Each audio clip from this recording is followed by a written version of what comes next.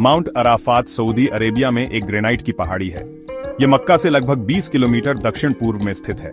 इस्लाम में यह जगह बहुत महत्वपूर्ण है। मुसलमानों का मानना है कि हजरत आदम और हव्वा कई साल अलग रहने के बाद इसी पहाड़ पर फिर मिले थे। माउंट अराफात को रहमत के पहाड़ के नाम से भी जाना जाता है।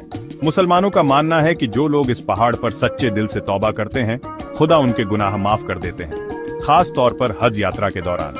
माउंट अराफात हज में अपनी भूमिका के लिए सबसे ज्यादा मशहूर है।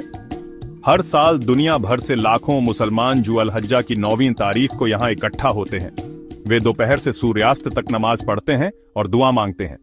इसे अराफात में ठहरना कहते हैं और यह हज के सबसे महत्वपूर्ण स्तंभों में से एक है। अराफात का दिन मुसलमानों के लिए बहुत महत्वपूर्ण दिन है। यह माफी, रहमत और आध्यात्मिक नवीनीकरण का दिन है। मुसलमानों को इस दिन रोजा रखने के लिए प्रोत्साहित किया जाता है, भले ही वे हज न कर रहे हों।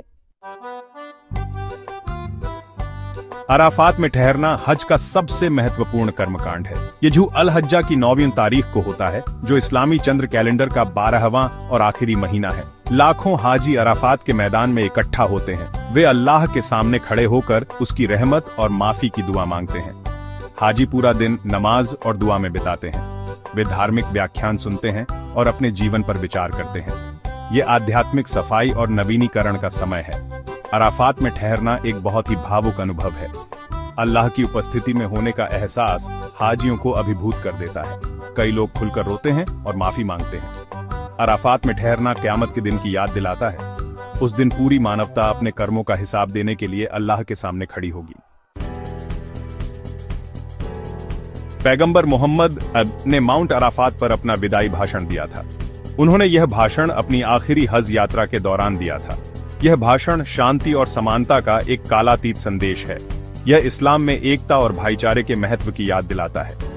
पैगंबर ने जीवन और संपत्ति की पवित्रता पर जोर दिया। उन्होंने उत्पीड़न और अन्याय को मना किया। उन्होंने अपने अनुयायियों से सभी के साथ दया और सम्मान से पेश आने का आह्वान किया।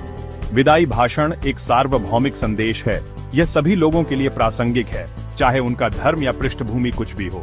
शांति, न्याय और समानता का संदेश कुछ ऐसा है जिससे सभी को लाभ हो सकता है।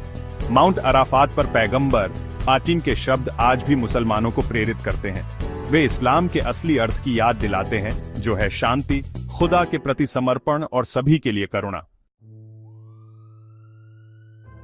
माउंट अराफात इस्लाम में बहुत ऐतिहासिक महत्व रखता है।